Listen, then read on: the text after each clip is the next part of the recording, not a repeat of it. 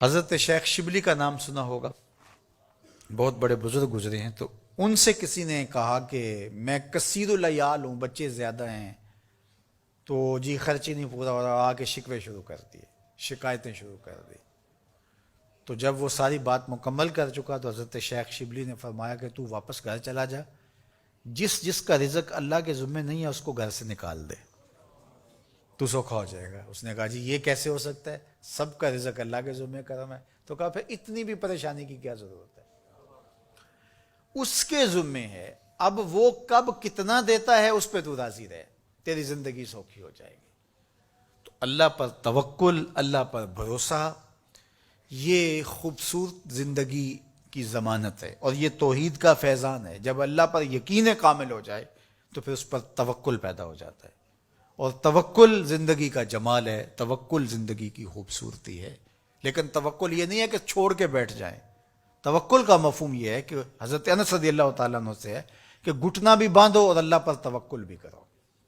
اونٹ کا گھٹنا باندھو، سائیکل موٹر سائیکل کھڑی کی ہے اس کا تالا لگاؤ اور پھر اس کو اللہ کے سپرد کر کے آ جاؤ۔ لیکن اگر آپ گاڑی کھلی چھوڑ کے آ جاتے ہیں، اونٹ کو گھوڑے کو کھلا چھوڑ کے آ جاتے ہیں اور کہتے ہیں میں اللہ پہ بھروسہ کیا، یہ توکل کے منافی۔ جو اسباب ہیں ان کو پورا کرو، اسباب کو پورا کرنے کے بعد آگے سپرد اللہ کے کر دو، تمہارے لیے کافی ہوگا۔ اور حضور کا ایک فرمان سنیے، آقا کریم نے ارشاد فرمایا کہ جو شخص گھر سے نکلتے ہوئے یہ دعا پڑھے، بسم اللہ توکلت علی اللہ ولا حول ولا قوت الا باللہ، مختصر دعا ہے، تو حضور نے ارشاد فرمایا اللہ کی طرف سے اس کو یہ جواب دیا جاتا ہے کہ تجھے ہدایت عطا کر دی گئی اور تیری کفالت کر لی گئی، تیرا اللہ کفیل ہو گیا، اور تجھے ہر شر سے بچا لیا گیا، اور شیطان کو تیرے راستوں سے ہٹا دیا گیا۔ کام کیا کرنا ہے؟ بسم اللہ توکلت علی اللہ ولا حول ولا قوت الا باللہ، یہ گھر سے نکلتے ہوئے پڑھ لیں گے تو انشاءاللہ حضور علیہ الصلوۃ والسلام کا جو فرمان ہے اس کے ہم مصداق بن جائیں گے، اور اللہ کی رحمتوں کے حصار میں آ جائیں گے، شیطانوں سے بچ بچ کے چلیں گے۔ گلی اور بازاروں کے اندر شیطانوں کی بھیڑ بھی ہوگی لیکن ہم سے نہیں ٹکرا سکیں گے، ہٹا دیے جائیں گے، کیونکہ یہ ضمانت ہمارے حضور نے ہمیں دی ہے۔ تو اللہ پر توکل، اللہ پر بھروسہ، یہ مومن کی زندگی ہے۔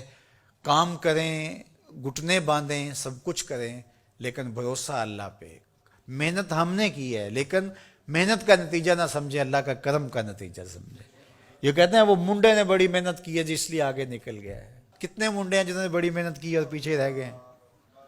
جی یہ بندہ جو ہے وہ یہ بڑا زبردست تھا اس لیے آگے چلا گیا، اور زبردستی کے فوائد تو ضرور ہوتے ہیں، لیکن آپ اپنے کاموں کو منسوب اپنی طرف نہ کرو، اللہ کی طرف کرو۔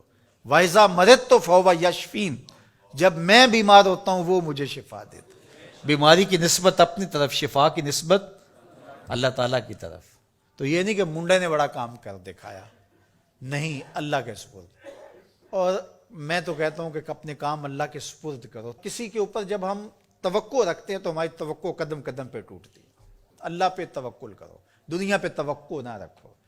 ٹھیک ہے اسباب بہم پہنچاؤ، کوشش کرو، لیکن نتیجہ سب کچھ اللہ کے سپرد رکھو، انشاءاللہ خیر ہوگی، بہتر ہوگی۔ پھر مایوسی بھی نہیں ہوگی۔ جب توقع ہی لوگوں پر نہیں ہوگی تو توقع ٹوٹے گی نہیں، توقع ہوگی نہیں تو ٹوٹے گی کیسے؟ تو پھر مایوسی اور پریشانی نہیں ہوگی۔ تو اللہ پہ توکل تمہیں اعتماد دے گا، اللہ پہ توکل تمہیں مضبوط کرے گا، اللہ پہ توکل تمہیں کھڑا کر دے گا، اللہ پہ توکل تمہیں توحید کے نور سے مالا مال کرے گا۔ اللہ پہ توکل اللہ کی محبت کا ذریعہ ہے، اللہ پہ توکل خشیت الہی کی نہضت کا سبب ہے، اللہ پہ توکل باطن کی روشنی کا سبب اور ذریعہ ہے۔ یہ نور ہے، قبر میں بھی جائے، حشر میں بھی یہ نور ساتھ ساتھ چلے۔ تو اللہ پر توکل یہ زندگی کی خوبصورتی ہے، اور یہ ہماری زندگیوں میں اترنا چاہیے۔ اللہ مجھے آپ کو توکل کے نور سے مالا مال فرمائے۔